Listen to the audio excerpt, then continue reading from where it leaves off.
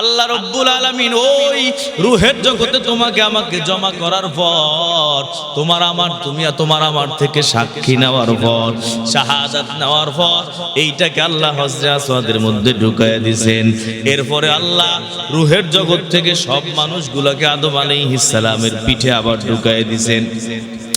আদম আলাইহিস সালামের পিঠের থেকে আবার সমস্ত বাবার পিঠের মধ্যে ঢুকায় দিয়েছেন। বাবার পিঠ থেকে মায়ের পেটের মধ্যে আল্লাহ তাআলা ঢুকায় দিয়েছেন।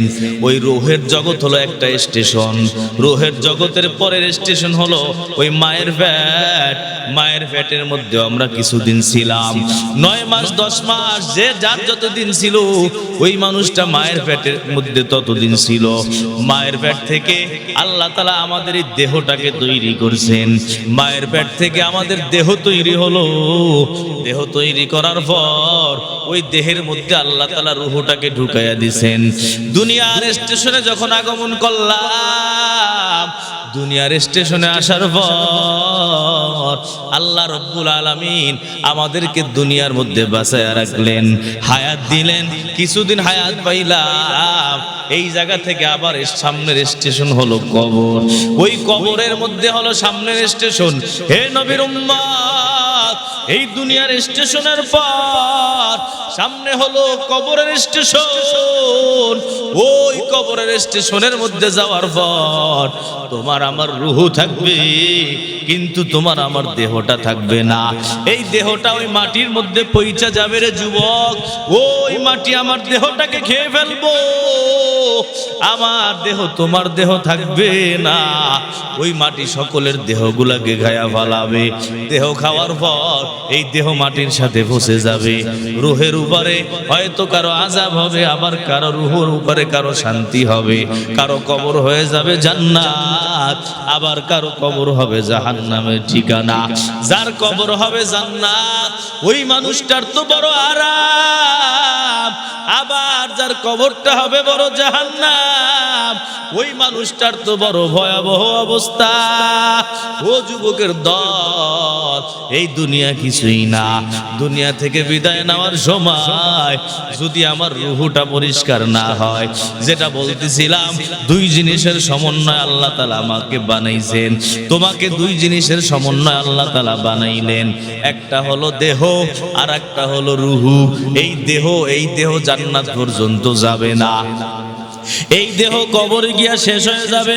কবর থেকে আবার যখন হাসরের ময়দানে উঠবারে যুবক, ওই হাসরের ময়দানে ওঠার পর যখন ফয়সালা হবে জান্নাতে যাবা, জান্নাতে যাওয়ার আগে নতুন দেহ আল্লাহ তাআলা বানায়া দিবেন।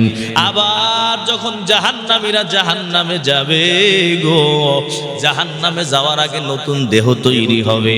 জাহান্নামীদের দেহ কত বড় হবে আল্লাহর নবী বলেন, মা বাইনা মানকিবাইল কাফিরি মাসিরাতু সালাস লিররাকিবিল মুসরি।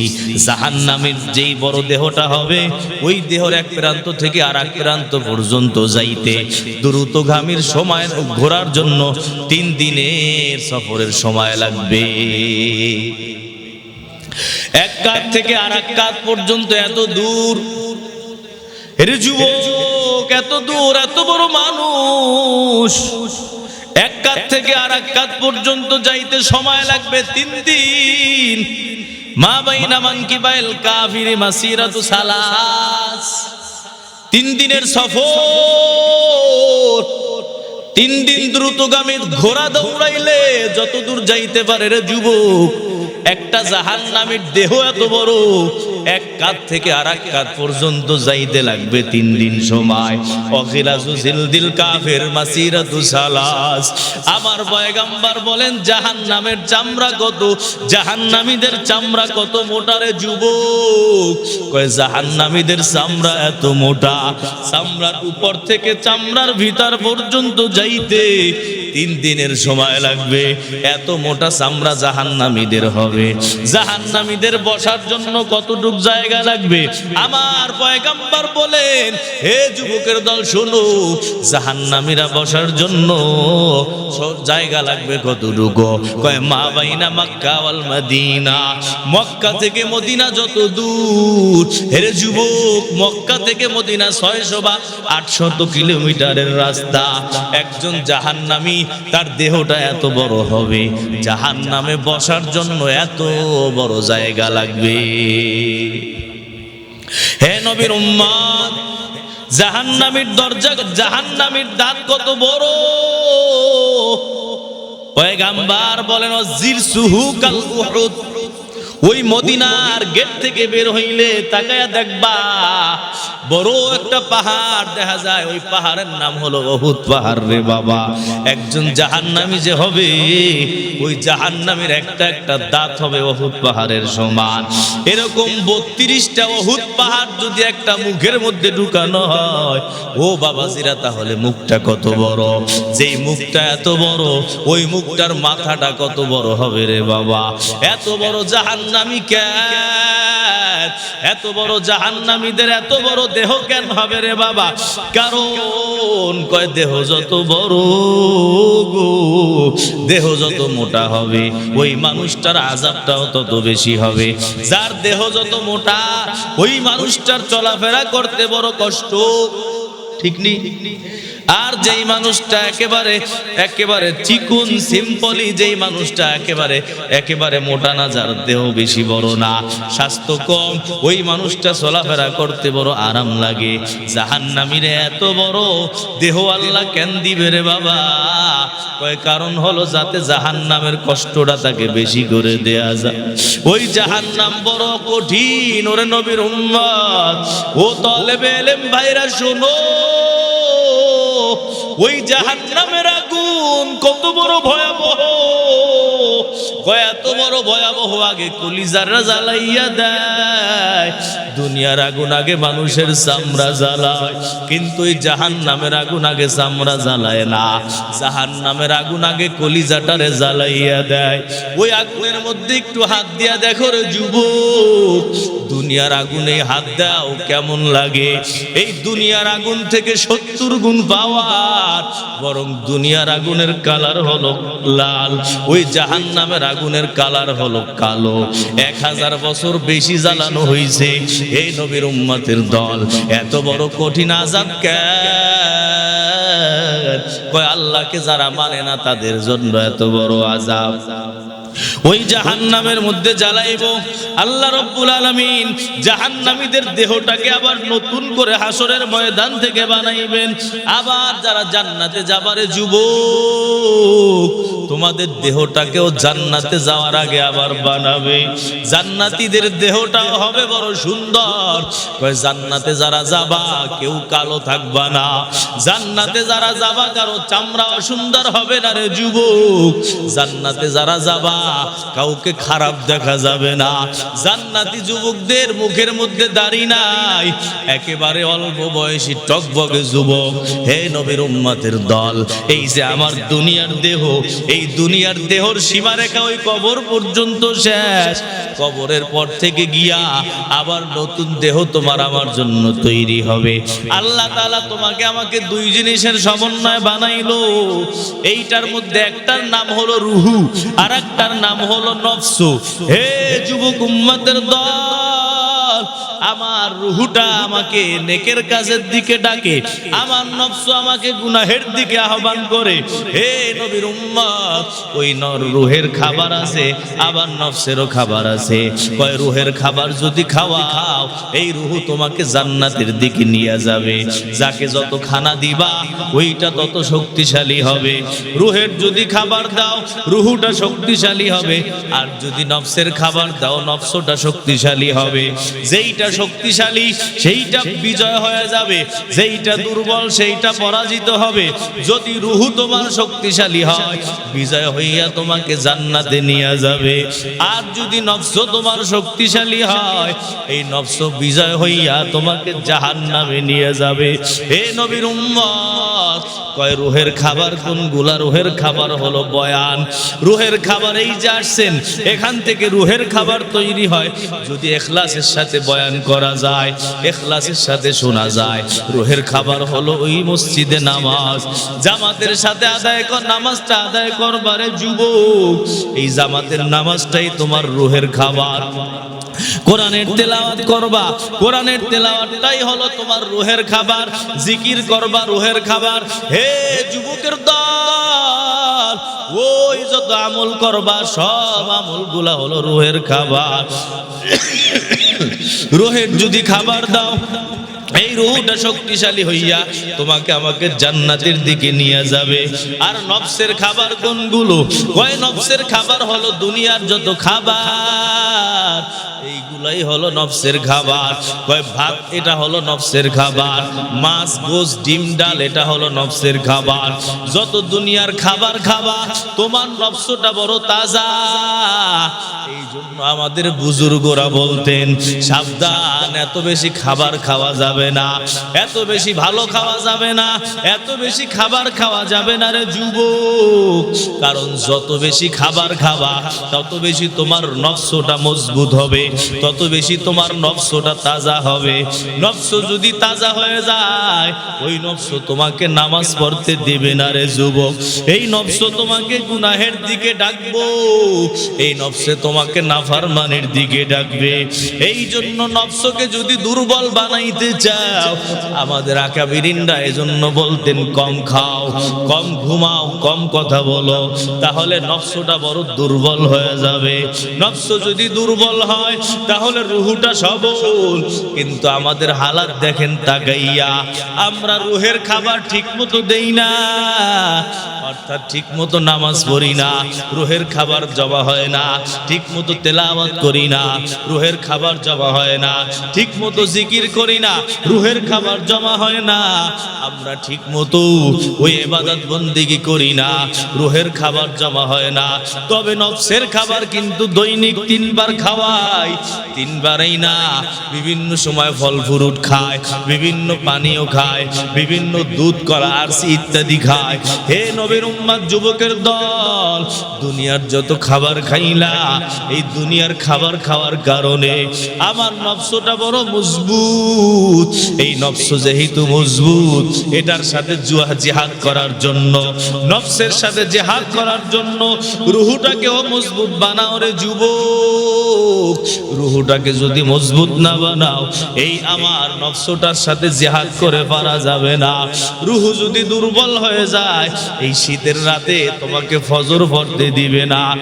রুহুটা যদি শক্তিশালী হয়ে যায়, ওই যত কষ্ট হোক না কেন যুবক, ওই কষ্টকে বাদ দিয়া তোমার জন্য দেখবা ওই তোমাকে ফজরের নামাজে ওঠার তৌফিক হয়ে যাবে। ওই দেখবা বুড়া মানুষ দাঁড়াইতে পারে না, হাঁটতে পারে না, কিন্তু তারপরও ফজরের টাইমে ওইটা ওই ঠান্ডা পানি দিয়া ওযু বানাইয়া মসজিদের সামনের কাতারে চলে গেল রে বাবা। এর কারণ হলো তার রুহুটা বড় মজবুত, নফসটা বড় দুর্বল, যার কারণে সে শয়তানের কাছে পরাজয় হয় নাই, নফসের কারণে পরাজয় হয় নাই। এর যুবক, আজকে আমাদের অবস্থা কেমন? আমাদের অবস্থা হলো আমরা নিয়মিত নফসের খাবার খাই, কিন্তু আমরা ওই রুহের খাবার নিয়মিত খাই না। নফসের খাবার খাওয়ার কারণে আমাদের নফস তো বড় তাজা, রুহের খাবার না খাওয়ার কারণে আমাদের রুহু বড় দুর্বল।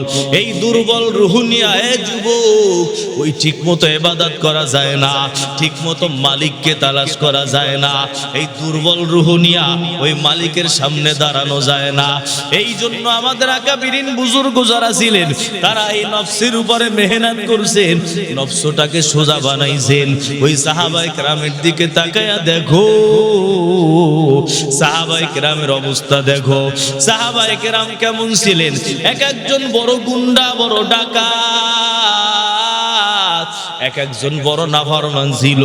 ওই সময় তাদের রূহ বলতে কিছুই ছিল না, তাদের নফস ছিল বড় খারাপ। পয়গম্বরের সোহবতে আসার পর, হে নবীর উম্মত, পয়গম্বরের সোহবতে যখন ঢুকে গেল, এই সোহবতে ঢোকার কারণে আল্লাহ তাআলা তাদের রূহটাকে বড় মজবুত বানায় দিলেন। নফসকে তারা দুর্বল বানাইলো। নফসকে দুর্বল বানানোর কারণে ওই এক একজন সাহাবী বড় মজবুত। দ্বীনের জন্য কোরবানি দিতে কোনো বাধা নাই, দ্বীনের জন্য আল্লাহর রাস্তায় বুক পাইতা দিতে কোনো বাধা নাই। কারণ হলো তাদের রূহ বড় মজবুত। রূহ যখন মজবুত হয়, দুনিয়ার লোভ ভিতরে থাকে না। রূহ যখন মজবুত হয়, আল্লাহর মোহাব্বত ভিতরে ভালো করে ঢুকে। রূহ যখন মজবুত হয়ে যায় রে যুবক, তখন দেখবা ওই আল্লাহ তাআলার পথে কুরবান হয়ে যাইতে বড় ভালো লাগে। আর যদি নফসে মজবুত হয়, একটা টাকা দান করতে মনে যায় না, ইসলামকে ভালো লাগে না, ওই খারাপ জিনিস গুনাহের জিনিস ভালো লাগে, আল্লাহর কাছে যাইতে মনে চায় না, দুনিয়ার খালি ধান্দা ভিতরে ঢোকে। এই জন্য আল্লাহ রাব্বুল আলামিন বলছেন, কদ আফলাহা মান তাযাক্কা, ওই ব্যক্তি বড় সফল যেই ব্যক্তি নিজের ইসলাহ করলো। কিসের ইসলাহ করলো? কয় নফসের ইসলাহ। নফসের ইসলাহ যদি না করা যায়, ওই কবরে গিয়া শান্তি পাওয়া যাবে না রে বাবা। আমাদের অবস্থা হলো, দেহের যেমন রোগ হয়, আমার নফসের মধ্যেও তেমন রোগ হয় রে যুবক। আমার দেহের রোগের ফিকির আছে, কিন্তু আমার নফসের রোগের কোনো ফিকির নাই। ডায়াবেটিস হলে ডাক্তারের কাছে দৌড়াও রে যুবক, ওই প্রেসারে চাপ দিল ডাক্তার, হসপিটাল। কিন্তু আমার নফসের মধ্যেও যে কত রোগ, আমার নফসের রোগের কারণে আমি তো কখনো গেলাম না। নফসেরও বড় বড় ডাক্তার, দেহের যেমন বড় বড় ডাক্তার আছে রে বাবা, নফসেরও বড় বড় ডাক্তার আছে। ওলামায়ে কেরাম হলো নফসের ডাক্তার, হক্কানি পীর মাশায়েখরা হলো নফসের রোগের ডাক্তার। আমার মধ্যে যেমন, মানুষের দেহের মধ্যে যেমন গুনাহ হয়, মানুষের নফসের মধ্যেও তেমন গুনাহ হয়। এই দেহের রোগের ফিকির আছে, কিন্তু নফসের রোগের ফিকির নাই। দেহের রোগ ভালো করার চিন্তা আছে। বাংলাদেশে যদি আমার দেহের রোগ ভালো না হয়, এই দেহের রোগকে ভালো বানানোর জন্য আমরা লন্ডন, আমেরিকা, জাপান পর্যন্ত যাই, অথচ এই দেহের রোগ এটা কিছুই না। দেহের রোগ যদি হয়, হে যুবকের দল, ওই গুনাহগুলো মাফ হয়ে যায়। দেহের মধ্যে যদি রোগ হয়, এটা লাভ ক্ষতি না। দুনিয়ার লাইনে ক্ষতি দেখা যায়, পয়সা পাতি খরচ হয়, কিন্তু দেহের মধ্যে রোগ হইলে আখিরাতের লাইনে বড় লাভ। কয় দেহের মধ্যে যখন রোগ হয়ে যায়, আল্লাহ তাআলা ওই বান্দার গুনাহগুলোকে মাফ করে দেয়। কারো যদি জ্বর হয়, তার গুনাহ মাফ হয়ে যায়। যত রোগ আসে দেহের মধ্যে, নবীর উম্মত, ওই দেহের মধ্যে রোগ আসলে আল্লাহ তাআলা তার গুনাহগুলো মাফ করায়া দেয়। কিন্তু নফসের মধ্যে রোগ যদি হয়, তাহলে গুনাহ আরো জমা হয়। নফসের যত রোগ বাড়তে থাকবে, গুনাহ তত বাড়তে থাকবে। আর দেহের রোগ যত বাড়তে থাকবে, গুনাহ তত কমতে থাকবে। দেহের রোগ যদি বেশি হয়, আল্লাহ তাআলা ওই বান্দারে গুনাহ মাফ করায়া দেয়। এই জন্যই তো আমার নবী বলেন, হে আমার উম্মত শোনো, যদি তোমাদের আল্লাহ তাআলা তোমার ব্যাপারে চাইতেছেন যে তোমাকে বড় একটা মর্যাদা দিবেন, কিন্তু তুমি সেই মর্যাদা পর্যন্ত পৌঁছতে পারো না, হে যুবক, তখন আমার আল্লাহ তোমাকে একটা বিপদের মধ্যে ফালায়া দেয়, তোমাকে একটা মুসিবতের মধ্যে ফালায়া দেয়। তখন আমার আল্লাহ তোমাকে একটা টেনশনের মধ্যে ফালায়া দেয়। তখন আমার আল্লাহ তোমাকে একটা রোগ আক্রান্ত কইরা দেয় রে যুবক। ও মুরাব্বি বাবারা, ডায়াবেটিস হয়েছে, টেনশনের কারণ নাই, এটা কপালে থাকলে হবেই। বাকি লাভ হলো এটার দ্বারা গুনাহ মাফ হইতেছে। আপনি দৈনিকের জন্য টেনশন করতেছেন, হে নবীর উম্মত, এই ডায়াবেটিসের কারণে আপনার গুনাহ দৈনিক মাফ হইতেছে, প্রেসারের রোগ ঔষধ খাইতেছেন, এর কারণে আপনার দৈনিক গুনাহ মাফ হইতেছে। কিন্তু সাবধান রে বাবা, আমার নফসের যত রোগ আছে, এই নফসের রোগের যদি চিকিৎসা না করি, এই নফসের রোগের কারণে আমাদের অন্তরে আরো গুনাহ জমা হয়, আমল নামায় আরো গুনাহ জমা হয়। হে যুবক, যদি নফসের মধ্যে অহংকার থাকে, তোমার আমার সব নেকি ধ্বংস হয়ে যায়। নফসের মধ্যে যদি হিংসা থাকে, তোমার আমার সব নেকি একেবারে শেষ হয়ে যায়। আমার নবী বলেন, যার অন্তরে যাররা পরিমাণ হিংসা, ওই হিংসা তার নেকিকে এমন ভাবে জ্বালায়া দেয়, যেমন ভাবে আগুন লাকড়িকে জ্বালায়া দেয়। হে নবীর উম্মত, যদি নফসের রোগ হয়, হিংসা থাকুক, অহংকার থাকুক, গীবাত থাকুক, এই নফসের রোগগুলা যেটাই হোক না কেন রে বাবা, বদনজরের অভ্যাস আছে, মিথ্যা বলার অভ্যাস আছে, কানে গীবাত শোনার অভ্যাস আছে, গান শোনার অভ্যাস আছে, নাকের গুনাহের অভ্যাস আছে। এই গুনাহ যদি থাকে, তাহলে এর দ্বারা এই কবিরা গুনাহ এগুলো একটা একটা ক্যান্সার। এর কারণে আমলনামায় গুনাহগুলো জমা হয়। এটা একটা নফসের রোগ। এই সবগুলা নফসের রোগ। যার নফস রোগ আক্রান্ত হয়, ওই বান্দা গুনাহ ছাড়তে পারে না। যার নফসের মধ্যে রোগ ঢুইকা যায় রে যুবক, ওই বান্দা আর গুনাহ ছাড়তে পারে না। এত চেষ্টা করলো, এত মেহনত করলো, তারপরও বান্দা পারে না। কারণ গুনাহ করতে করতে একটা সময় অভ্যাস হয়ে যায়। অভ্যাস হয়ে যাওয়ার কারণে বান্দা আর ওই গুনাহ ছাড়তে পারে না। তওবা করলে গুনাহ মাফ হয়, কিন্তু তওবা করলে অভ্যাস দূর হয় না। হে যুবকের দল, এজন্য আমার দেহের রোগের দ্বারা আমার লাভ হলো, দেহের রোগের কারণে গুনাহ মাফ হয়ে যায়, কিন্তু নফসের রোগের কারণে গুনাহ যোগ হয়ে যায়। এই যে জেলখানার মধ্যে গিয়া তাকাও, জেলখানায় কিন্তু কোনো দেহের রোগী নাই। জেলখানায় যারা আছে সব নফসের রোগী। জেলখানার মধ্যে কেউ জেনা করছে, তাকে জেলখানায় পাঠাইলো, কেউ চুরি করছে, তাকে জেলখানায় পাঠাইলো, কেউ মিথ্যা বলছে, মিথ্যা সাক্ষী দিছে, তাকে জেলখানায় পাঠাইলো। আবার জেলখানায় কারা গেল? কয় কেউ কারো মাল সামান অন্যায় ভাবে সম্পদ লুণ্ঠন করছে, ওই মানুষটাকে জেলখানায় পাঠাইলো। হে যুবক, জেলখানার দিকে তাকাইলে দেখবা কোনো দেহের রোগী জেলখানায় নাই। জেলখানায় যত রোগী আছে, সব রোগী হলো একেবারে দেহের নফসের রোগী। বরং দেহের রোগী যদি জেলখানায় ঢোকে, ওই দেহের রোগীকে জেলখানা থেকে পাঠায়া দেওয়া হয়। কোন জেলের কয়েদির যদি, জেলখানার কয়েদির যদি নফসের দেহের মধ্যে রোগ হয়, তার যদি পেশার বাইরা যায়, তাকে জেলখানা থেকে বাই করে দেওয়া হয় রে যুবক। ওই যে জেলখানার মধ্যে দেহের রোগীকে রাখা হয় না। দেহের রোগী যদি জেলখানায় ঢুকে যায়, ওই দেহের রোগীকে জেলখানা থেকে বাই কইরা হসপিটালে পাঠাইয়া চিকিৎসা বানাইয়া, চিকিৎসা কইরা সুস্থ বানাইয়া, তারপরে তাকে জেলখানায় আবার ঢুকানো হয়। কিন্তু যেই মানুষটা নফসের রোগী, ওই মানুষটাকে আর জেলখানা থেকে বাই করা হয় না। ওই মানুষটা আর জেলখানা থেকে বাইরাইতে পারে না, যতদিন পর্যন্ত না তার সাজা ভোগ করলো।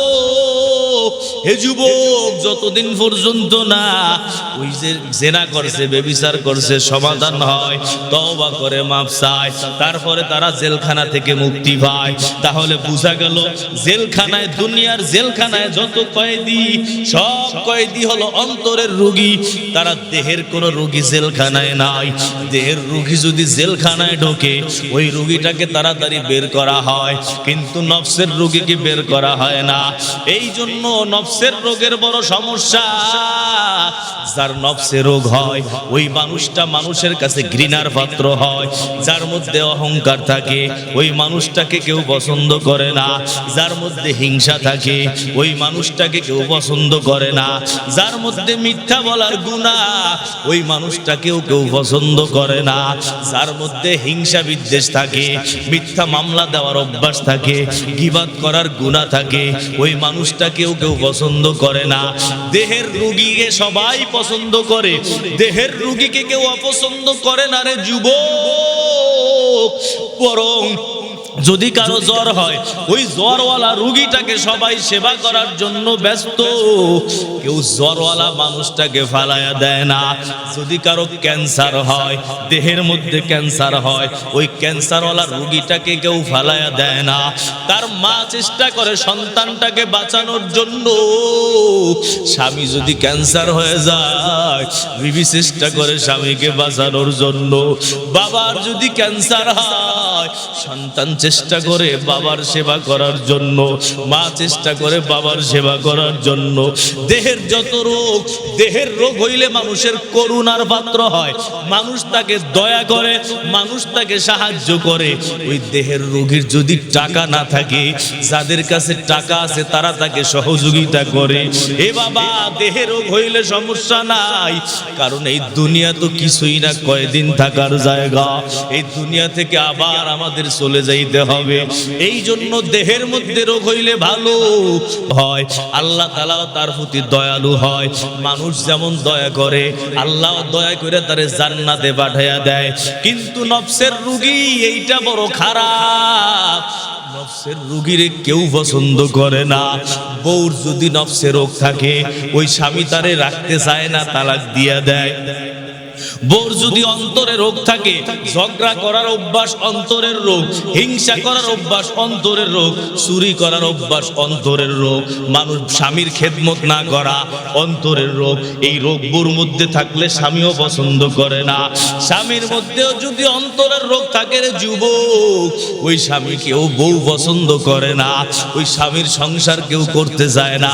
তাহলে যেটা বোঝা গেল, অন্তরের মধ্যে যদি রোগ হয় রে যুবক, ওই মানুষটারে আল্লাহ যেমন পছন্দ করে না, দুনিয়ার কোনো মানুষও পছন্দ করে না, দুনিয়ার সরকারেও পছন্দ করে না, সন্তানরাও ওই বাবাকে পছন্দ করে না।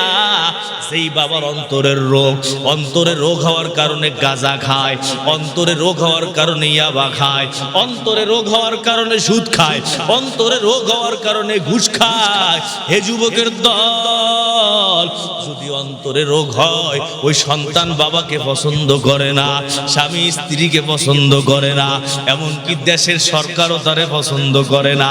এমনকি সরকারের অন্তরে যদি রোগ হয়, ওই সরকারেও জনগণ পছন্দ করে না, ঠিক কিনা বলো?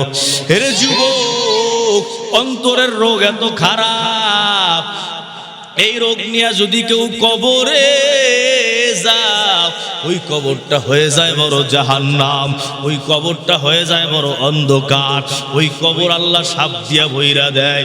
কিন্তু দেহের রোগী যদি ওই কবরে যায়, অন্তরে কোনো রোগ নাই, কবরে যাওয়ার পর তার দেহের সব রোগ ভালো হয়ে যায়।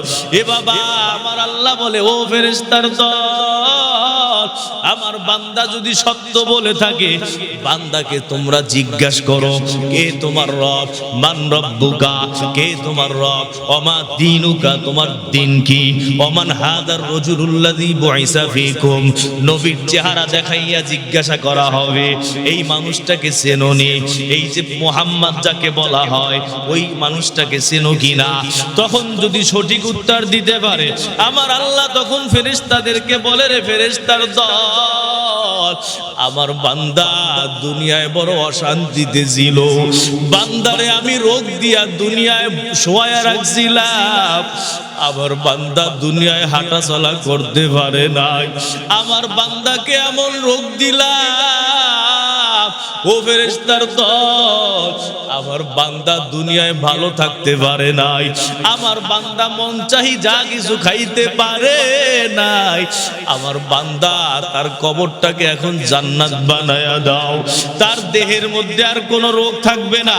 ওরে যুবক, ওই কবরটা তখন বড় মজা,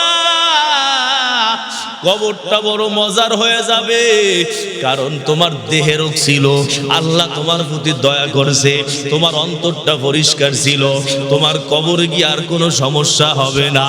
এর বিপরীত যাও, তোমার দেহ বড় সবল, তুমি অ্যাক্সিডেন্ট করে মারা গেছো, দেহের মধ্যে কোনো রোগ নাই, কিন্তু অন্তরটা বড় একেবারে কালো, এত কালো, এত কালো, অন্তরে কোনো আমল নাই, অন্তরটা ছিল ঘোর অন্ধকার কালো।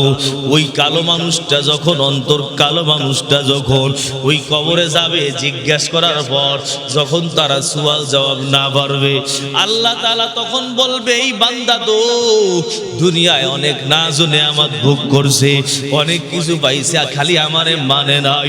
এই বান্দার কবরটাকে জাহান্নাম তোমরা বানায়া দাও। এ যুবক, ওই কবরটা তখন জাহান্নাম, ওই কবরটা আমার জন্য বড় আযাবের কারণ হয়ে দাঁড়াবে। এই জন্য নফসের রোগ বড় মারাত্মক। এই নফসের রোগ যদি শুদ্ধ বানাইয়া, এই নফসের রোগ থেকে মুক্ত না কইরা যদি ওই কবরে যাও, কবর হয়ে যাবে জাহান্নাম, কবর হয়ে যাবে বড় আযাব। ওই কবর কেমন ভয়াবহ জায়গার যুবক, ওই কবর হবে কারোর জন্য ঘোর অন্ধকার।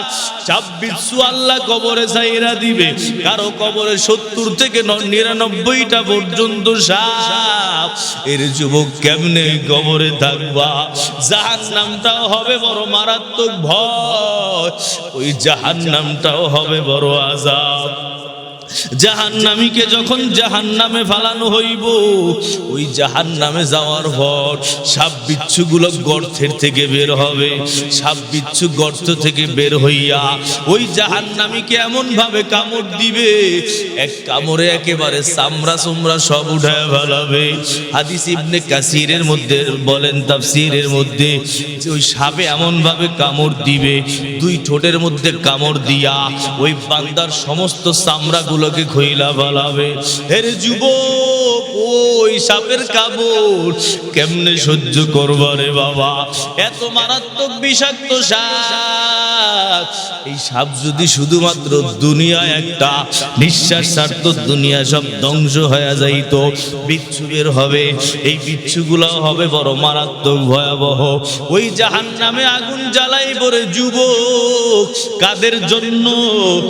যারা নফসের ইসলাহ করে নাই, আত্মশুদ্ধি যারা করে নাই। আত্মশুদ্ধি যদি না কইরা ওই কবরে যাও রে বাবা, ওই কবরটা হবে পুরা জাহান্নামের জায়গা। ওই কবরটা বড় ভয়াবহ জায়গা। এজন্য আত্মশুদ্ধি কেমনে করবা? আমার আল্লাহ তো এজন্য বলছেন, কদ আফলাহা মান তাযাক্কা। যারা আত্মশুদ্ধি করলো তারা সফল হয়ে গেল। সফল হইল মানে কি? তাদের কবরটা জান্নাত, তাদের আখিরাত হয়ে গেল জান্নাত। আর যারা আত্মশুদ্ধি করলো না, তাদের তো বড় ভয়াবহ অবস্থা। কদ আফলাহা মান যাক্কাহা ওয়া কদ খাবা মান দাসসাহা।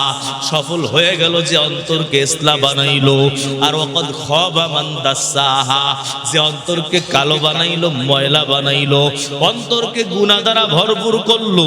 এই অন্তরকে ইসলাহ করে নাই, ওই বান্দা বড় বড় বড় খারাপ হয়ে গেল। ওই বান্দার তো তার জিন্দেগিটাকে ধ্বংস বানায় দিল, সে তো সফল কাম হতে পারল না। হে যুবক, এই জন্য আমরা দুনিয়ায় মনে করি দুনিয়ার সফলতা হলো টাকা পয়সার উপরে, কিন্তু না না, টাকা পয়সার উপরে দুনিয়ার সফলতা নাই। টাকা থাকলেও যেই টাইমে মারা যাবা, টাকা না থাকলে ওই টাইমেই মারা যাবা। মৃত্যুর টাইম কিন্তু বিছাবে না। টাকা বেশি আছে একটু ভালো চলতে পারবা, টাকা একটু কম আছে হয়তো একটু খারাপ চলবা, কিন্তু বাবা এগুলো দেখার বিষয় নয়। ইন্নাল্লাহা লা ইয়ানজুরু ইলা সুওয়ারিকুম ওয়া আমওয়ালিকুম। আল্লাহ তাআলা তোমাদের সূরাতের দিকে তাকাবেন না, তোমাদের চেহারার দিকে তাকাবেন না, কে সুন্দর এটা দেখবেন না, কার টাকা বেশি এটাও আল্লাহ দেখবেন না। ওয়ালাকিন ইয়ানজুরু ইলা কুলুবিকুম ওয়া আমালিকুম। ও বান্দা, কিন্তু আল্লাহ দেখবে তোমার অন্তরটা কেমন, অন্তরের ইসলাহ বানাইছো কিনা, পরিশুদ্ধ করছো কিনা, অন্তরকে ঠিক বানাইছো কিনা, একেবারে পবিত্র বানাইছো কিনা, আলোকিত বানাইছো কিনা। ভালো অন্তর নিয়ে যদি মালিকের দরবারে যাও, ওই মালিক তোমার জন্য জান্নাত রাখবে। আর যদি খারাপ অন্তর নিয়ে যাও, ওই মালিক তোমার জন্য জাহান্নাম রাখবে। হে নবীর উম্মত, যুবকের দল, আজকে সবচেয়ে বড় সমস্যা হলো আমরা আমাদের এই দেহের রোগের ব্যাপারে বড় যত্নবান, কিন্তু আখিরাতের রোগের ব্যাপারে আমাদের কোনো খবর নাই, ঠিক কিনা? আমাদের অন্তরের রোগের ব্যাপারে কোনো খবর নাই, অথচ অন্তরের রোগ পরিশুদ্ধ না বানাইলে চিরস্থায়ী জাহান্নামে জ্বলতে হবে। দেহের রোগ ঠিক না করলে কিছুই নাই, সর্বোচ্চ দুনিয়া থেকে বিদায় হব, অথবা দুনিয়া থেকে তো কেউ আগে যাবা না রে বাবা। রোগ থাকলেও যেই টাইমে যাবা, রোগ না থাকলেও সেই টাইমে যাবা। সুতরাং দেহের চিকিৎসা না করলেও তেমন অসুবিধা নাই, কিন্তু অন্তরের চিকিৎসা না করলে বড় অসুবিধা। কত বড় অসুবিধা কয়, চিরস্থায়ী জাহান্নাম। একটা একটা কবিরা গুনাহ বাড়তে বাড়তে এই মানুষটা বেঈমান হয়ে দুনিয়া থেকে বিদায়। হে বাবা, যে ঈমানওয়ালা মানুষটা ঈমান নিয়ে দুনিয়ায় আগমন করলো, ওই রোগ চিকিৎসা না করতে না করতে একটা পর্যায়ে তার ঈমানটা বের হয়ে যায়, ঈমানটা শুদ্ধ চলে যায়। ও পর্দার অন্তরালের মা, ঈমানটাকে যদি ঠিক বানাইতে চাও, অন্তরকে ইসলাম বানাও। অন্তরে যত রোগ আছে সব রোগ ঠিক বানাও। যদি রোগ ঠিক না বানাও, ওই দুনিয়াটা যদি যেমন শান্তি নাই, আখিরাতেও তেমন শান্তি নাই। অন্তরের রোগ ঠিক বানাবা কেমনে? ইয়া আইয়ুহাল্লাযীনা আমানুত্তাকুল্লাহ, আল্লাহ বলে হে আমার বান্দা বান্দিরা, আল্লাহকে ভয় করো। ওয়া কুনু মা'আস সাদিকিন, আর সাদিকিন বান্দাদের সাথে থাকো। সাদিকিন মানে হলো আল্লাহওয়ালা, যারা গুনাহ করে না, যারা নাফরমানি করে না, যাদের সম্পর্ক আল্লাহর সাথে, ওই আল্লাহওয়ালা বান্দাদের সোহবতে যাও। হে যুবক, ডাক্তার যদি হতে হয়, ডাক্তারের সোহবত ছাড়া কেউ ডাক্তার হইতে পারো না। যদি ইঞ্জিনিয়ার হইতে চাও, ইঞ্জিনিয়ারের সোহবত ছাড়া কেউ ইঞ্জিনিয়ার হতে পারো না। হে যুবকের দল, কেউ যদি দুনিয়ার লাইনে কোনো মেস্তুরি হইতে চাও, ওই মেস্তুরির সোহবত ছাড়া মেস্তুরি হওয়া যায় না। ঠিক তেমনি ভাবে আল্লাহওয়ালা যদি হইতে চাও, আল্লাহওয়ালার সোহবত ছাড়া কোনোদিন আল্লাহওয়ালা হওয়া যায় না। হে যুবকের দল, দুনিয়ার লাইনে তো আমরা সবকিছু বুঝলাম, ওই ডাক্তারি পড়ার পর আবার 5 বছর 7 বছর ওই ডাক্তারের সোহবতে গিয়া ইন্টার্নি করে, ঠিক কিনা বলেন? ডাক্তারের সাথে প্র্যাকটিক্যাল দেখা লাগে, না হইলে শুধু কিতাব পইরাই ডাক্তার হওয়া যায় না, বই পইরা ডাক্তার হওয়া যায় না। ডাক্তার হতে হলে ডাক্তারের সোহবত লাগে, ডাক্তারের সোহবত ছাড়া বড় ডাক্তার হওয়া যায় না। ঠিক তেমনি ভাবে ইঞ্জিনিয়ারের সাথে থাকা ছাড়া কেউ ইঞ্জিনিয়ার হইতে পারে না রে বাবা। ও নবীর উম্মত, ওই দুনিয়ার অন্য কোন যে কোনো কাজ রাজমিস্ত্রির সোহবত ছাড়া আর একজনের রাজমিস্ত্রি হতে পারে না। কিন্তু আখিরাতের ব্যাপারে আমরা বুঝি না, আল্লাহওয়ালাদের সোহবত ছাড়া কেউ আল্লাহওয়ালা হতে পারে না। আল্লাহওয়ালা যদি হতে হয় রে যুবক, ওই আল্লাহওয়ালাদের সোহবতে যাইতে হবে। কারণ যে আল্লাহওয়ালা, তার কাছে আল্লাহরে পাওয়া যায়। চাউলের দোকানে চাউল পাওয়া যায়, ডাইলের দোকানে ডালের দোকানে ডাল পাওয়া যায় রে যুবক। ওই তেলের দোকানে তেল পাওয়া যায়, ওই তেলের ফিলিং স্টেশনে শুধু তেল পাবা। ওইখানে যদি তুমি চাল খোঁজো, চাল পাওয়া যাবে না। যেই দোকানে যেটা বিক্রি করে সেখানে সেটাই পাওয়া যায়। আল্লাহওয়ালা যদি খুঁজতে যাও, আসল আল্লাহওয়ালাকে সেইটা তালাশ করে যেতে হবে বাবা। আল্লাহওয়ালা যদি তালাশ করে যাও, ওই আল্লাহওয়ালার সোহবতে যদি যাইতে পারো, আল্লাহওয়ালার সোহবত যদি ভালো আল্লাহওয়ালা চিনো, তার সোহবতে গেলে দেখবা তুমি আল্লাহরে বাবা। তবে এই লাইনে ভণ্ডের অভাব নাই রে যুবক। এক আল্লাহওয়ালার ভান ধরছে, কিন্তু আসল আল্লাহওয়ালা না, আসলে হলো ভণ্ড। ওই ভণ্ডদের সোহবতে যাওয়া কিন্তু যাবে না, ঠিক কিনা বলো? সুতরাং কথা হলো, দুনিয়া থেকে যাওয়ার আগে আমাকে আত্মশুদ্ধি করতে হবে। আত্মশুদ্ধি মানে অন্তরকে ভালো বানাইতে হবে। অন্তর, আমার নবী বলেন, গুনাহ করতে করতে এই অন্তরটা কালো হয়ে যায়। বান্দা যখন একটা গুনাহ করে, তখন তার অন্তরে একটা গুনাহের কারণে কালো একটা দাগ পড়ে। আবার যখন আর একটা গুনাহ করলো, ওই গুনাহের দ্বারা আর একটা কালো দাগ অন্তরের মধ্যে পড়ে। এভাবে কালো দাগ পড়তে পড়তে অন্তরটা বড় অন্ধকার। অন্তরটা বড় কালো হয়ে যায় রে বাবা। এই অন্তর কালো অন্তর, আমার নবী বলেন আলা ইন্না ফিল জাসাদি লামুজগা, অন্তরের মধ্যে গোশতের টুকরা আছে। ইদা সালাহাত সালাহাল জাসাদু কুল্লু, মানুষের দেহের মধ্যে একটা গোশতের টুকরা আছে। এই গোশতের টুকরা যখন ঠিক হয়ে যায়, পুরা মানুষটা ঠিক হয়ে যায়। গোশতের টুকরা যখন ঠিক হয়ে যায়, মানুষের হাতটাও ঠিক, এই হাত আর গুনাহের দিকে বাড়ে না। অন্তরের টুকরা যখন ঠিক হয়ে যায় রে যুবক, তখন এই মানুষের পার গুনাহের দিকে বাড়ে না। অন্তরের টুকরা, এই কলিজার টুকরা অন্তর যখন ঠিক হয়ে যায়, তখন জবান আর খারাপ দিকে চলে না, কারো সাথে বাটপারি সিটারি করতে পারে না, কারণ তার অন্তর পরিশুদ্ধ হয়ে গেছে। পাওয়ার হাউস হলো অন্তর। অন্তর যদি পাওয়ার হাউস যদি ভালো থাকে, হাত সুন্দরভাবে চলবে। পাওয়ার হাউস যদি ভালো থাকে, পা সুন্দরভাবে চলবে, গুনাহ করবে না। পাওয়ার হাউস যদি ভালো থাকে, ওই মানুষটার চোখ সুন্দরভাবে চলবে। অন্তর যদি ভালো থাকে, ওই মানুষটার কান সুন্দরভাবে চলবে। এই নবীর উম্মত, কলিজা যখন ভালো থাকবো, ওই মানুষের সব অঙ্গ প্রত্যঙ্গ ঠিক হয়ে যাবে। আর যখন কলিজার মধ্যে সমস্যা হয়ে যাবে, ওই মানুষের হাত গুনাহ করবে, তার পা গুনাহ করবে, তার চোখ গুনাহ করবে, তার মুখ গুনাহ করবে, গুনাহ থেকে আর বাঁচতে পারবে না। বোঝা গেল ওই আসল জায়গা যদি ঠিক না বানাও রে যুবক, কোনো গুনাহ থেকে বাঁচা সম্ভব হবে না। ও যুবক, তো এখনো কেন তুমি নামাজ ধরো না? ওই বালেগ হওয়ার পর থেকে তোমার হিসাব খুলে গেল। বালেগ হওয়ার পর থেকে তোমার সব আমল নামা শুরু হয়ে গেল রে যুবক। এখন যদি তুমি ঠিক মতো আমল না করো, নামাজ যদি না পড়ো, কবিরা গুনাহ জমা হইতে থাকবে রে বাবা। কবিরা গুনাহ কেমন? কয়েকটা গুনাহে জাহান্নামে নিয়ে যায়। যদি আল্লাহকে পাইতে চাও, এখনই নামাজ ধরতে হবে, গুনাহ থেকে বাঁচতে হবে, অন্তরটাকে পরিশুদ্ধ বানাইতে হবে। কেমনে বানাবা? আলেমদের সাথে চলো। স্কুলে বড় সমস্যা নাই রে যুবক, কারণ স্কুলে না পড়লে ডাক্তার কে হবে, ইঞ্জিনিয়ার কারা হবে, এই বিভিন্ন কাজকর্ম কারা করবে। কিন্তু স্কুলে বইরা বেনামাজি হইও না, স্কুলে বইরা গুনাহগার হইও না, স্কুলে বইরা সুদখোর হইও না রে যুবক। স্কুলে বইরা দেশের ক্ষতি কইরো না, স্কুলে বইরা জনগণের ক্ষতি কইরো না, স্কুলে বইরা জনগণের টাকা মাইরা খাইও না রে যুবক। কেমনে ইসলাহ হবে?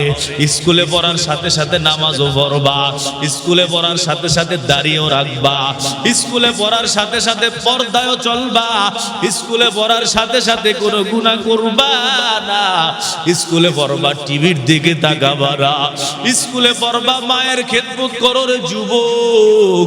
স্কুলে পড়ো, কোনো সমস্যা নাই, কিন্তু নামাজ একক তো ছাড়বা না। নামাজের মধ্যে সূরা কেরাতে ভুল পড়বা না। হে যুবক, স্কুলের পাশাপাশি কোনো আলেমের সোহবত অবলম্বন করো, স্কুলের পাশাপাশি কোনো আলেমের সোহবতে যাও। ওই সোহবতে গেলে দেখবা তোমার নামাজ ঠিক হয়ে গেছে, তোমার ইবাদত বন্দেগী ঠিক হয়ে গেছে। তুমি স্কুলে পড়া বাটপার হবা না। কারণ রে বাবা, স্কুলে কিন্তু মাসালা মাসাইল শিখায় না। মাসালা শিখতে হলে আলেমের কাছে আসতে হবে, আখিরাত ব্যাপারে জানতে হলে আলেমদের কাছে আসতে হবে। মাদ্রাসায় সময় দাও, ইমাম সাহেব খতিব সাহেবদের পেছনে সময় দাও, তাদের সোহবত অবলম্বন করো। কারণ আল্লাহওয়ালার সাথে যদি তুমি ঘোরো, আল্লাহওয়ালাকে আল্লাহ যত পুরস্কার দিবে, ওই সব পুরস্কার তুমিও পাবা। কারণ রে বাবা, যারা বড় মানুষ, এমপি মন্ত্রীকে যদি দাওয়াত দেওয়া হয়, এমপি মন্ত্রীর জন্য যেই খাবারের আয়োজন, তার সাথে যারা যাবে তাদেরকেও কিন্তু সেই খাবার খাওয়ায়। বক্তার সাথে যারা আসে তাদেরকেও সেই খাবার খাওয়ায়। ওই বক্তারে যদি ভালো খাবার দেয়, তার সাথে যারা থাকে তাদেরকেও ভালো খাবার দেয়। হে নবীর উম্মত, যুবকের দল, সুতরাং আল্লাহওয়ালাদেরকে আল্লাহ যত রহমত নাজিল করে, যত বারাকা নাজিল করে, তাদেরকে যত গুনাহ মাফ কইরা দেয়, তার সাথে সাথে যারা চলাফেরা করে তাদেরকেও আল্লাহ বাদ দেয় না। কারণ রে বাবা, হুমুল কওমু লা ইয়াশকা বিহিম জালি জালিসুহুম। আলেম ওলামারা হলো এমন জাতি, এই জাতির সাথে যারা গড়বা, আল্লাহ ওয়ালারা এমন জাতি, এই জাতির সাথে যারা গড়বা, আল্লাহ তোমাদেরকেও মাফ কইরা দিবেন, তোমাদের জিন্দেগিটাকে নুরানি বানাই দিবেন। ওই আল্লাহ ওয়ালার অন্তরের থেকে নূর তোমার অন্তরে ঢুকবে রে যুবক। এটা সিনা বা সিনা তৈরি হয়, নিজে নিজে বই পইরা আল্লাহরে পাওয়া যায় না রে বাবা।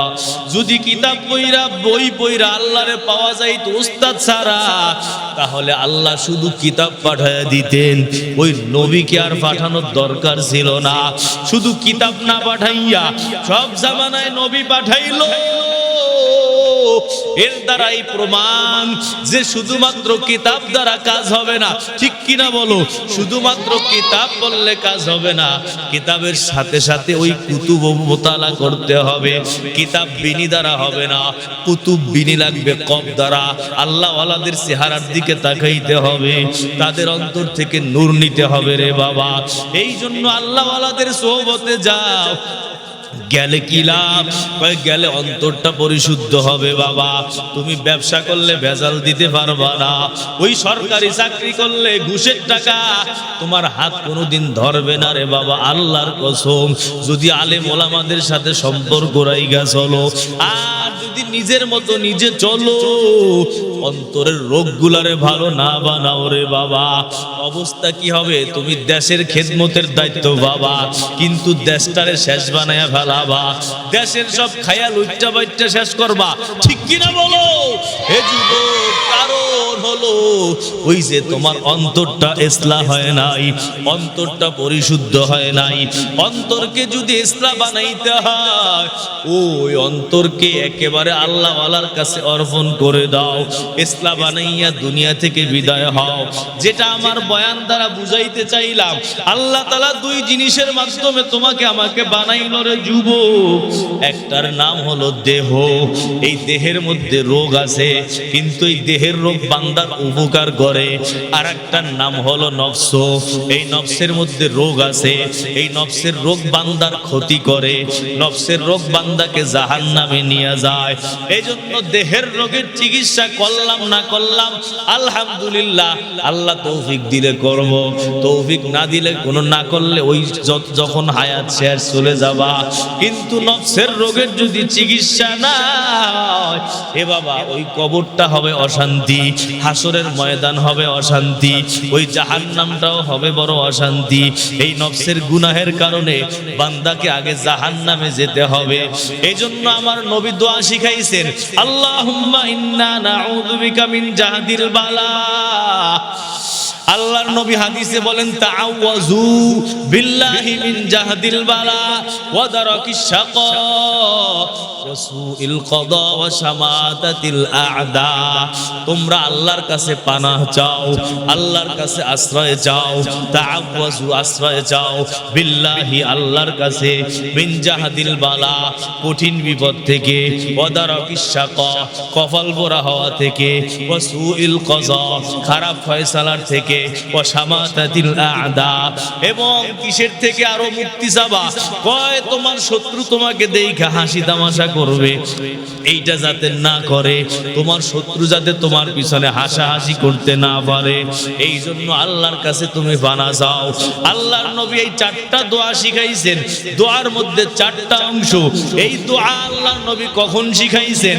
কয় যখন সাহাবায়ে কেরাম ছিলেন, বুখারী শরীফের রওয়ায়াত, আল্লাহর নবী এই হাদিস তখন বলছেন, তখন আবু বকর ছিল, ওসমানও ছিল, ওমরও ছিল, আলীও ছিল, চার খলিফা ছিল, আশারায়ে মুবাশশারা ছিল, বদরের সাহাবায়ে কেরাম ছিলেন, বাইআতে রিজওয়ান যারা হইছেন সব সাহাবায়ে কেরাম ছিলেন, তাদের সামনে এই হাদিস বয়ান করছেন।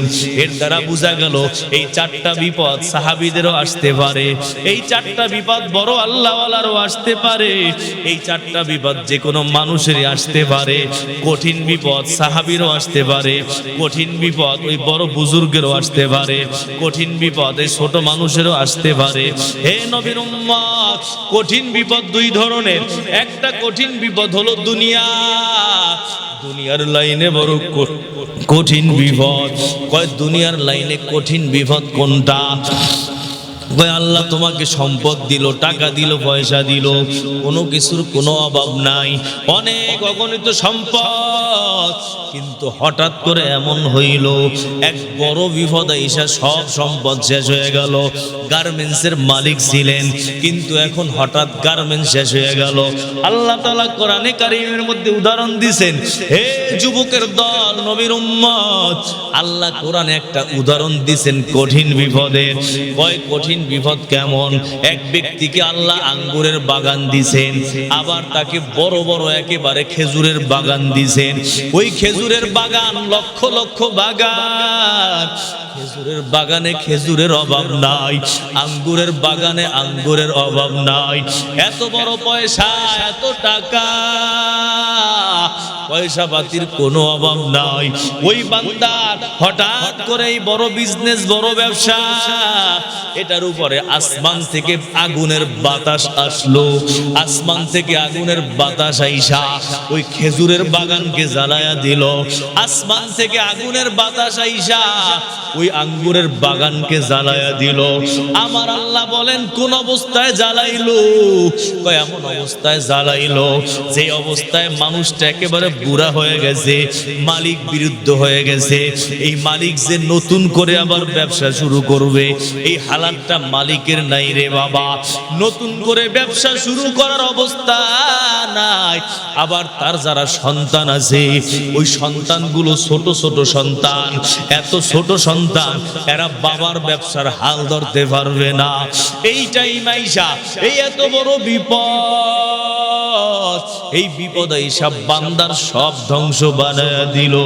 আমার আল্লাহ তাআলা কোরআনে কারীমের মধ্যে উদাহরণ দিয়া বুঝাইতে যায়, হে দুনিয়ার মানুষ শোনো, এইরকম বড় বিপদ তোমরা কেউ কিন্তু পছন্দ করো না, এত বড় বিপদ কেউ চাও না। এই বড় বিপদ দুনিয়ার লাইনেও আসতে পারে। যদি আল্লাহর দরবারে দোয়া করো রে যুবক, কি দোয়া? আল্লাহুম্মা ইন্না নাউযু বিকা মিন জাহদিল বালা। ও আল্লাহ, তোমার কাছে আমি বড় বিপদ থেকে মুক্তি চাই। এই রকম বিপদ আসা থেকে আল্লাহ বাঁচায়া দিবে। এই দোয়া নবী শিখাইছেন। আমাদের বুজুর্গরা বলেন এই দোয়াটা সকালবেলা 7 বার পড়বা, এই দোয়াটা সন্ধ্যাবেলা 7 বার পড়ো রে যুবক। কঠিন বিপদ তোমার উপর আসবে না, এমন কোন বিপদ আসবে না যেই বিপদে দুনিয়া সব ধ্বংস বানায়া দিবে। একেবারে বাদশা থেকে ফকির আল্লাহ তোমাকে বানায়া দিবে না। হেরে নবীর উম্মত, এই কঠিন বিপদ যেমন দুনিয়ার লাইনে আসতে পারে, এই কঠিন বিপদ তেমন আখিরাতের লাইনেও আসতে পারে। আখিরাতের লাইনের কঠিন বিপদ কেমন? আমার নবী বলেন, কোন মানুষ আমল করতে করতে একেবারে জান্নাত পর্যন্ত পৌঁছায়া গেল, আর 1 বিঘাত মাত্র বাকি আছে জায়গা। 1 বিঘাত যদি বান্দা আমল করতে পারে, 1 বিঘাত পরেই বান্দা জান্নাত পাওয়া যাবে। এই টাইমের মধ্যে এমন একটা কাজ কইরা ফালাইলো, যেই কাজের কারণে তার সব একেবারে ধ্বংস হয়ে গেল। এই বান্দাটা জান্নাতের একেবারে নিকটে গেল রে যুবক, কিন্তু একটা নাফরমানি করার কারণে এই বান্দা একেবারে আবার জাহান্নামের গেটে গিয়ে উপস্থিত হয়ে গেল। এইটাও তার জন্য আখিরাতের লাইনে বড় বিপদ। ওই যে ইবনে জারসিস রাহমাতুল্লাহ আলাইহি বড় একজন বুজুর্গ, হে নবীর উম্মত, ফতু তাফসীর রুহুল মাআনির মধ্যে ঘটনা বয়ান করছেন। আল্লাহ তাআলা জারসিসা, এই বান্দা বড় আল্লাহওয়ালা মানুষ ছিল, গালেবান তার নামটা এমন হবে। এত বড় আল্লাহওয়ালা একেবারে বুজুর্গ মানুষ, তাফসীরের কিতাবের মধ্যে তার ঘটনা লেখছে। এই বুজুর্গ বড় আল্লাহওয়ালা মানুষ, কিন্তু হঠাৎ করে বদনজরি বলল, একটা নারীর দিকে নজর হইরা গেল। ওই নারীর দিকে নজর পড়ার পর ওই বান্দা এখন তার প্রতি আশিক হয়ে গেল। তার প্রতি আশিক হইয়া ওই বান্দা এখন তার কাছে গিয়া বলতেছে, হে আল্লাহর বান্দি, আমি তোমাকে পছন্দ করি, গুনাহ করতে যাই। জোর করে তার সাথে গুনাহ করছে। গুনাহ করার পর এখন চিন্তা করছে, হায় আল্লাহ, আমাকে তো মানুষ বুজুর্গ হিসাবে জানে, আমাকে তো মানুষ বুজুর্গ হিসাবে চিনলো। এখন আমি যেই অন্যায় করলাম, এই অন্যায়ের কারণে তো আমার কোনো মুক্তি নাই, আমার কোনো রেহাই নাই, মানুষ তো আমাকে বকাঝকা করবে, খারাপ বলবে, আমি এখন কি করব? ওই আল্লাহ তাআলার বান্দা, তাকে শয়তান পরামর্শ দিল, হে আল্লাহওয়ালা, এখন যদি তুমি বাঁচতে চাও তাহলে এই মেয়েটাকে হত্যা করে ফেলো। ওই আল্লাহর বান্দা আল্লাহওয়ালা তখন জেনার পরেই মেয়েটাকে হত্যা করে ফেললো। হত্যা করার পর, ওই মেয়েটাকে হত্যা করার পর এখন বান্দা বড় পেরেশান হয়ে গেল। শয়তান তার খবরটা এলাকার মধ্যে ছড়াইয়া দিল। শয়তান মানুষের কাছে বলল, এই যে যারে তোমরা বুজুর্গ মনে করো, এই বুজুর্গই তো এমন অন্যায় করলো। অন্যায় কইরা ওই মেয়েটাকে হত্যা, ওই আদালত থেকে রায়ের ফাঁসি হইল। তার ফাঁসির ব্যাপারে রায় হইল। রায় হওয়ার পর ফাঁসির কাস্টে তাকে দাঁড় করাইল। হে যুবক, অন্তরে ভয় ঢুকাও, কার যেন কখন কোন সময় কি হয়ে যায় কিছুই তো জানা নাই রে বাবা, কিছুই তো বলার নাই।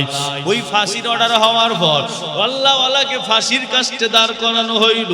ফাঁসির কাস্টে দাঁড় করানোর পর শয়তান তার সামনে আইসা উপস্থিত হইল। শয়তান উপস্থিত হয়ে এখন বলতেছে, হে আল্লাহওয়ালা, যদি তুমি একটা কাজ করতে পারো তাহলে আমি তোমার ফাঁসির অর্ডার মওকুফ করে দিব। কি কাজ? কয় কোনো বড় কাজ নয়, ছোট একটা নরমাল কাজ। কি কাজ? কয় একটা সেজদা খালি আমাকে দিবা। শয়তান বলতেছে, আমাকে একটা সেজদা দিবা। যদি আমাকে সেজদা দিতে পারো তাহলে আমি তোমার ফাঁসি মওকুফ করে দিব। ওই আল্লাহওয়ালা এখন জীবন বাঁচানোর জন্য দেখেন ঈমান হারা হয়ে যাইতেছে। আল্লাহকে বাদে কাউকে দুনিয়ার সেজদা করা জায়েজ নাই। ওই আল্লাহওয়ালা এখন নিজের ফাঁসি থেকে বাঁচার জন্য ওই শয়তানের পায়ের মধ্যে গিয়া সেজদা দিল। শয়তানের পায়ে সেজদা দেওয়ার পর, শয়তানের পায়ে সেজদা দেওয়ার পর ওই শয়তান ওই জায়গা থেকে উধাও হয়ে গেল। এখন আর শয়তানকে তালাশ করে পাওয়া যায় না। শয়তান বলছিল, আমারে সেজদা দিলে আমি তোমার ফাঁসি মওকুফ করব। আল্লাহওয়ালা এখন শয়তান রে খুঁজে পায় না। এই শয়তান তো তার ফাঁসি মাফ করবে না। এ বাবা, শয়তান তারে বিপদে ফালাইছে। বিপদে ফালাইয়া শয়তানি আবার ফাঁসির মধ্যে ঝুলাইছে। ফাঁসির মধ্যে ঝুলাইয়া এই শয়তানি আবার তাকে বেঈমান বানাইয়া ওই শয়তান শেষে উদাও হয়ে গেল। ওই আল্লাহওয়ালা মানুষটা এত বড় আল্লাহওয়ালা, শেষ পর্যায়ে তার ফাঁসি হয়ে গেল রে বাবা। কোন অবস্থায় ফাঁসি হইল রে যুবক? একেবারে বেঈমান অবস্থায় ফাঁসি হয়ে গেল। বেঈমান হয়ে দুনিয়া থেকে বিদায় নিয়ে আল্লাহর বান্দা চলে গেল। এইটা কত বড় একটা বিপদ! আমার নবী বলছে, কঠিন বিপদ থেকে মুক্তি চাও, এটাও একটা কঠিন বিপদ। কঠিন বিপদ যেমন দুনিয়ার লাইনে আসে, কঠিন বিপদ তেমন আখিরাতের লাইনে আসে। দুনিয়ার লাইনে আল্লাহ বিপদ থেকে বাঁচাবে, আখিরাতের লাইনেও বিপদ থেকে বাঁচাবে।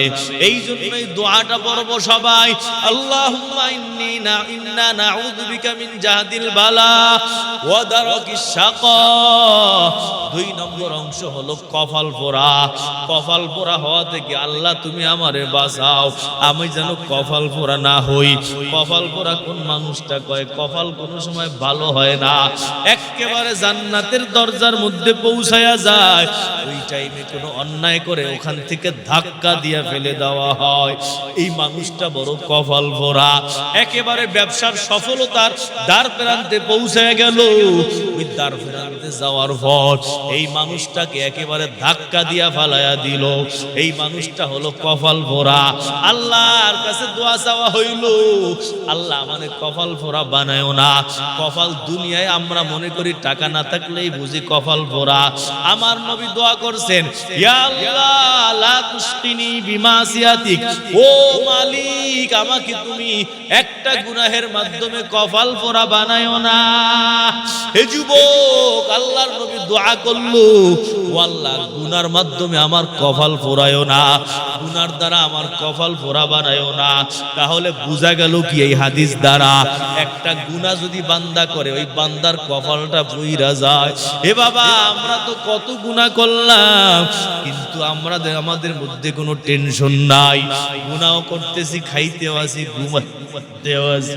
কিন্তু আল্লাহওয়ালা মানুষ যারা, ওরা গুনাহ নিয়া ঘুমাইতে পারে না, গুনাহ নিয়া খাইতে পারে না। কোন সময় তওবা করবে সেই ধান্দা, সেই ফিকির। হে নবীর উম্মতের দল, এই জন্য কপাল পোড়া হওয়া থেকে আল্লাহর নবী পানা চাইছে, হে আল্লাহ আমাদের কপাল পোড়া বানায়ও না। ইন্না নাউযু বিকা মিন জাহাদিল বালা ওয়া দারাকিস শাকা ওয়া সুইল কাদা। 3 নম্বর অংশ হলো আল্লাহ খারাপ ফয়সালা থেকে বাঁচাও, আমাদের ব্যাপারে যেন খারাপ ফয়সালা না হয়। 4 নম্বর হলো ওয়া দারাকিস শাকা, ও আল্লাহ এমন কোন মুসিবত দিবা না যেই মুসিবত দেখে আমার শত্রু বাহিনী হাসাহাসি করবে। ও আল্লাহ তোমার কাছে আমরা পানা চাই। হে নবীর উম্মত, বুখারী riwayat, আল্লাহর নবী বলছেন, রে যারা আমার উম্মত আছো, যারা আল্লাহর বান্দা বান্দি আছো, সবাই তোমরা এই দোয়াটা পড়ো। যদি দোয়া পড়ো, আল্লাহ দুনিয়ার সব বিপদ থেকে বাঁচাবে, আখিরাতের লাইনের বিপদ থেকে বাঁচাবে।